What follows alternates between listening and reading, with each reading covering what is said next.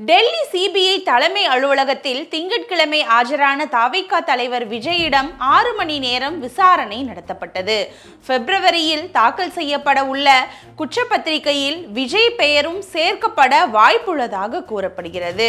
கரூர் சம்பவம் தொடர்பாக தவிக தலைவர் விஜய் டெல்லி சிபிஐ தலைமை அலுவலகத்தில் கடந்த 12ஆம் தேதி ஆஜரானார்.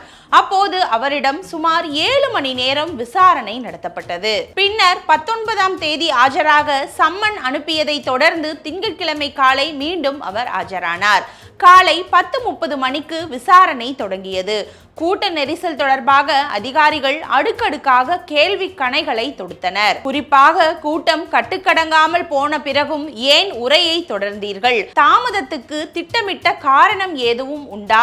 தாமதமாகும் தகவலை மக்களுக்கு ஏன் அறிவிக்கவில்லை? போலீசார் கொடுத்த பாதுகாப்பு வழிமுறைகள் மீறப்பட்டதா என்பது உள்ளிட்ட பல்வேறு கேள்விகளை அதிகாரிகள் எழுப்பினர்.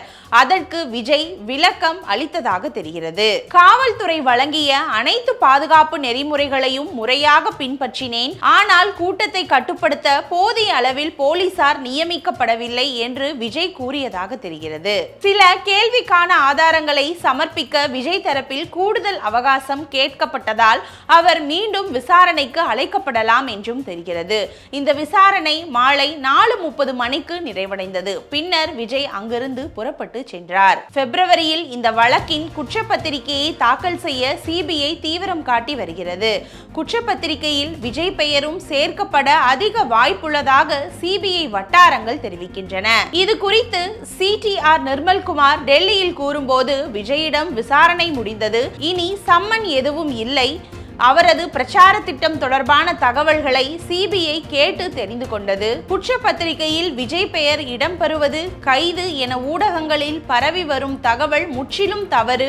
இவை அனைத்தும் திமுகவால் பரப்பப்படும் வதந்தி என்று அவர் தெரிவித்துள்ளார்.